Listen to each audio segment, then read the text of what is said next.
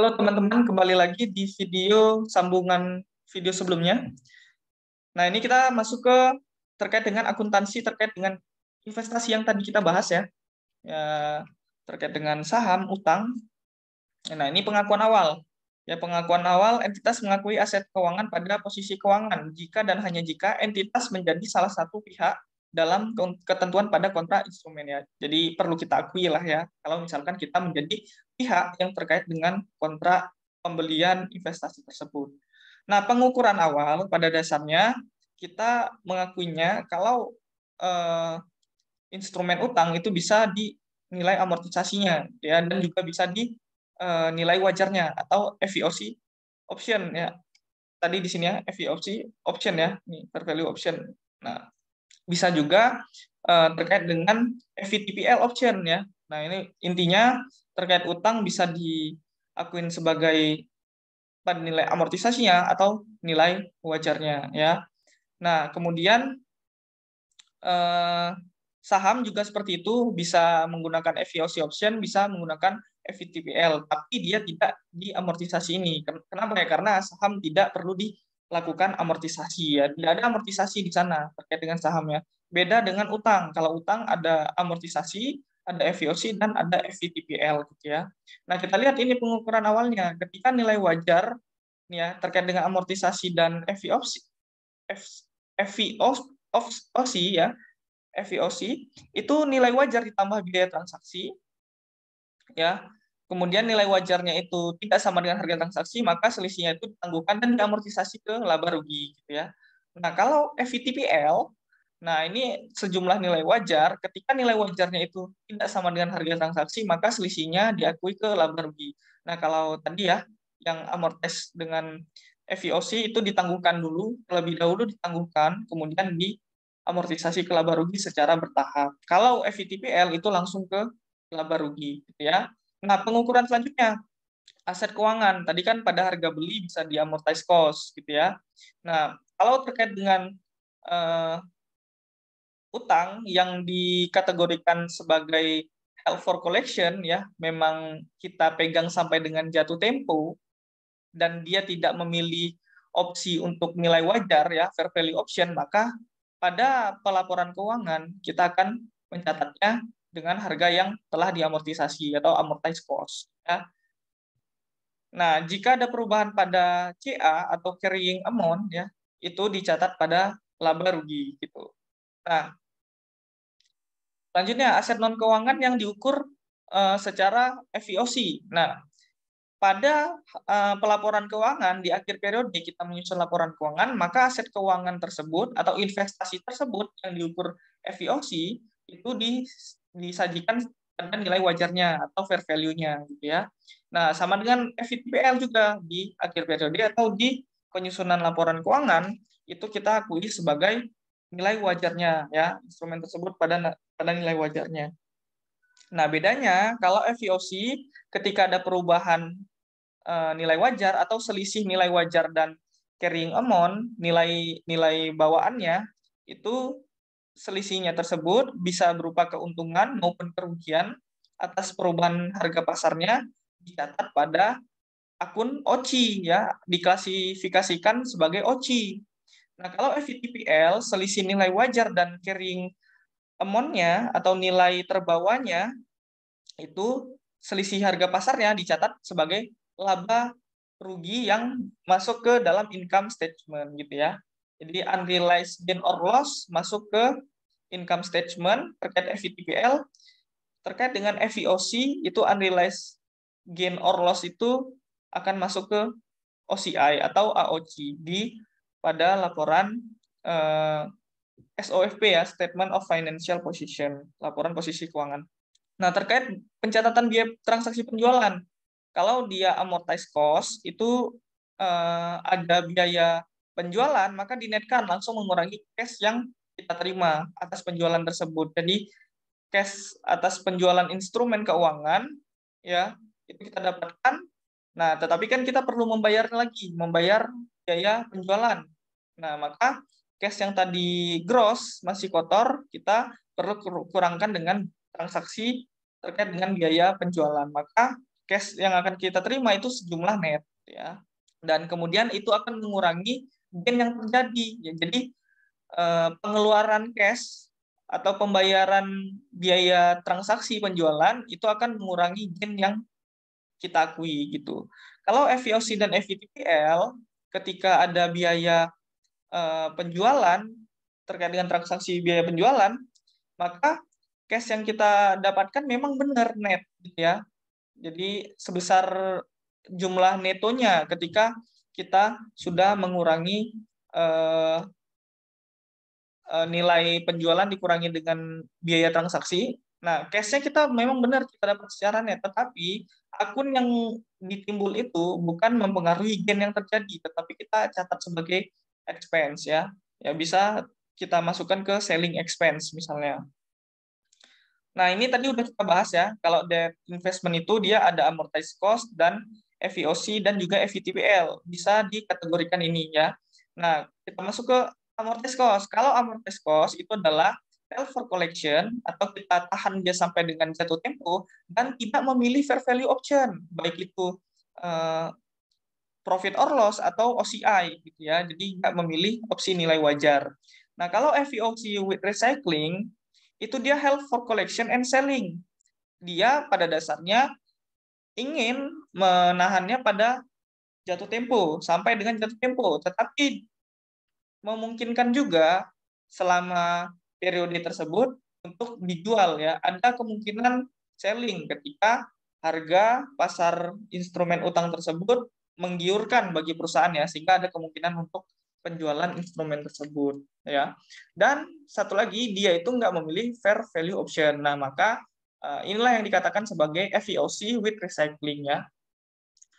Nah, kalau FVTPL itu terkait dengan trading ya. Trading investment ya, investasi trading.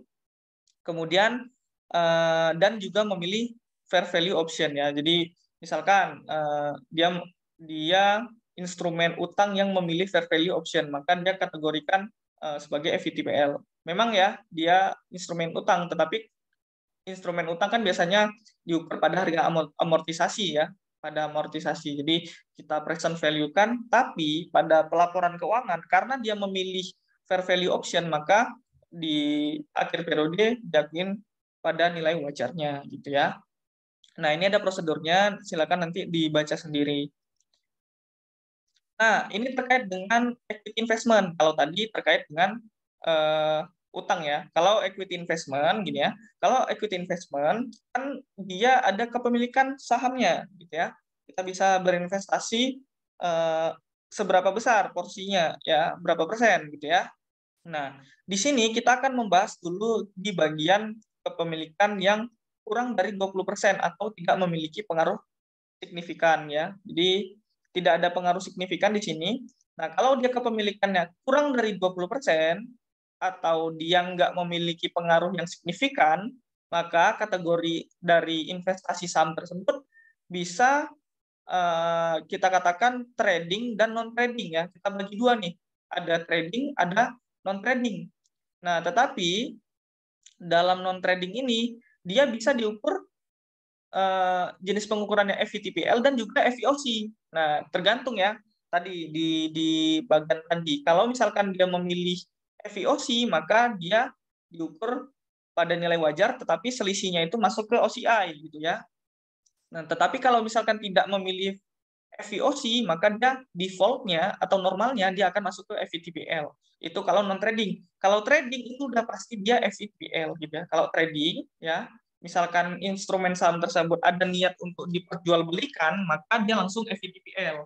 Kalau tidak ada niat diperjualbelikan, berarti kan non trading. Nah, non trading ini tergantung memilih FVOC option atau tidak. Kalau memilih FVOC option, maka jenis pengukurannya adalah FVOC no recycling. Kalau dia tidak memilih, maka FVTPL. Secara default-nya dia adalah FVTPL gitu ya. Nah, tadi udah tahu terkait dengan perbedaannya kan? Kalau FVTPL itu selisihnya itu unrealized gain or loss-nya itu dicatat pada laba rugi gitu ya. Nah, kalau FVOC no recycling itu dicatat di AOC gitu ya. Nah, masing-masing FVTPL dan FVOC ini perlu membuat jurnal penyesuaian nilai wajar pada pelaporan keuangan atau pada saat instrumen tersebut mau diperjualkan, gitu ya. Jadi perlu disesuaikan ke nilai wajarnya pada laporan keuangan dan pada saat jual beli. Nah, kemudian menggunakan akun FIA terkait dengan FVTPL dan kalau FVOC ini langsung ke equity investment ya. Jadi kalau misalkan di FVTPL itu ada akun unrealized gain dan akun FIA. Tetapi kalau FVOC itu dia unrealized gain or loss-nya itu akan bertemanan ya, akan bersandingan dengan akun equity investment secara langsung. Nah, jadi kalau pakai opsi itu dia langsung mempengaruhi nilai investasinya. Tetapi kalau pakai FVTPL ya, FVTPL ini dia nggak secara langsung mempengaruhi akun investasi tersebut, tapi masuk ke dalam akun fair value adjustment gitu ya. Nah, kemudian penerimaan cash dividen dicatat sebagai pendapatan dividen ya. Jadi kalau dividen dalam bentuk cash itu akan dicatat sebagai dividen revenue ya. Kemudian yang FVOC ini juga sama sebenarnya. Dia ada pembagian dividen juga dan akan dicatat dividen revenue ya. Nah, ini ya saat penjualan dibuat penyesuaian harga jual pada unrealized gain or loss nih di akun AOC. Ya, di akun AOC ya, pada OCI ini. Kemudian baru dapat jurnal penjualan sesuai harga jualnya. Nah, jadi ada unrealized gain or loss pada OCI. Nah, kalau misalkan kepemilikannya tadi itu kita berbicara di kurang dari 20%, maka kalau misalkan dia 20% sampai dengan 50%, maka ini adalah investasi pada entitas asosiasi ya. Ya, jadi yang sebelumnya kita pelajari di AKL ya. Nah, jenis pengukurannya itu menggunakan equity method ya atau metode ekuitas ya. Nah, kalau metode ekuitas maka di akhir periode atau pada saat pelaporan keuangan dia nggak perlu ada penyesuaian nilai wajar. Berbeda dengan trading dan non trading ya. Kalau trading dan non trading dia bisa diukur pada nilai wajarnya ya, diukur pada nilai wajarnya. Nah, kalau misalkan equity method ya, ini dicatatnya atau diakuin pada pelaporan keuangan itu sebesar cost-nya dan tidak ada jurnal penyesuaian fair value ya. Kemudian pembagian dividen akan mengurangi equity investment ya. Nah, ini ketika ada pembagian dividen berarti akunnya itu bukan dicatat sebagai dividen revenue tapi mengurangi akun investasi tersebut ya. Ini mengurangi akun investasi tersebut.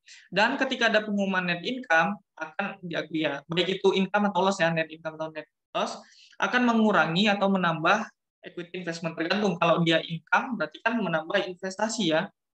Nah, kalau misalkan dia loss maka mengurangi akun investasi. Berbeda dengan yang tadi under 20% tadi. Itu tidak ada pengumuman net income dan net loss ya. Ketika ada pengumuman itu tidak ada penyesuaian yang perlu dilakukan ketika kurang dari 20%. Nah, kalau 20 sampai 50 itu perlu gitu ya. Nah, kalau lebih besar dari 50% itu kita masuk jenis pengukuran yang konsolidasi. Ya, nah di sini udah kita pelajari di materi AKL ya. Nah, ini bagiannya tadi ya. Ini terkait ekuitas tadi ya. Kalau diperdagangkan berarti trading, kalau tidak berarti non trading. Kalau trading udah pasti FVTPL, kalau non trading itu ada dua kemungkinan, bisa FVOC, bisa FVTPL, tergantung apakah memilih opsi. Kalau memilih opsi berarti FVOC, kalau tidak memilih opsi berarti FVTPL gitu ya. Nah, ini tadi udah kita bahas ya. Udah kita bahas. Nah, mungkin di sini aja terkait dengan penegasan di sini terkait biaya transaksi pembelian. Nah, dan biaya transaksi penjualan. Nah, kalau investasi saham atau equity investment ini FVTPL ya yang diukur FVTPL itu dicatat sebagai beban atau expense ketika timbul biaya transaksi pembelian gitu ya. Nah, kalau FVOC ketika timbul biaya transaksi pembelian, kita yang membayar transaksi pembelian, ada biaya transaksinya, biaya brokernya gitu ya, biaya brokernya itu kita tanggung. Kalau FVTPL itu expense, maka FVOC itu akan akan menambah cost dari equity tersebut. ya, akan menambah nilai investasi, ya. Nah, kalau FVTPL itu expense, kalau FVOC itu akan menambah nilai equity, ya, ketika ada biaya broker yang perlu kita keluarkan. Nah, bagaimana dengan biaya transaksi penjualan? Nah, kalau biaya transaksi penjualan, FVTPL dan FVOC itu sama-sama dicatat sebagai expense ketika ada biaya transaksi penjualan. Jadi, ketika kita mau menjual saham, baik itu dia FVTPL atau FVOC, kita perlu membayar biaya penjualan. Ada selling expense di sana, maka kita mencatatnya sebagai expense, ya.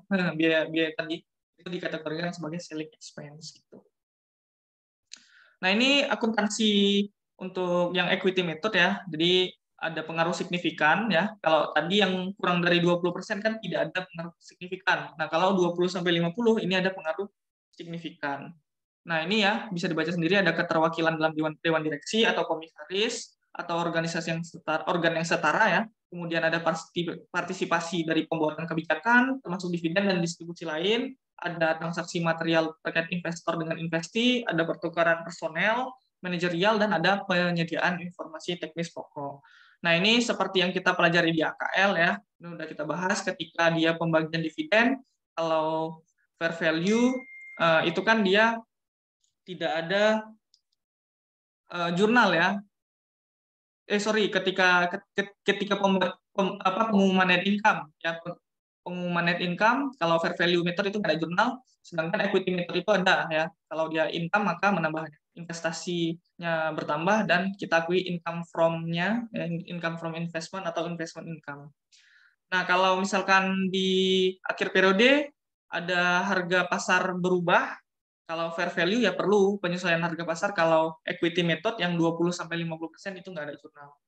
Nah, kalau pembagian dividen itu diakui sebagai dividen revenue, sedangkan kalau yang equity method itu ketika ada pembagian dividen atau penerimaan dividen dari investi, maka kita akan mengurangi investasi kita, ya. Kita mencatatnya cash terhadap equity investment, ya. Kalau ini sebagai dividen revenue. Nah, kalau misalkan ada pengumuman net loss juga sama, kita akui ada investment loss, ya, dan ada equity investment, artinya investasi kita berkurang. Nah, ini tidak ada akun FVA, ya, karena tidak ada perlu penyesuaian nilai wajarnya atau nilai pasarnya. Nah, oke, kita akan masuk ke video selanjutnya terkait dengan materi yang belum kita bahas. Oke, sampai di sini dulu di di bagian ini.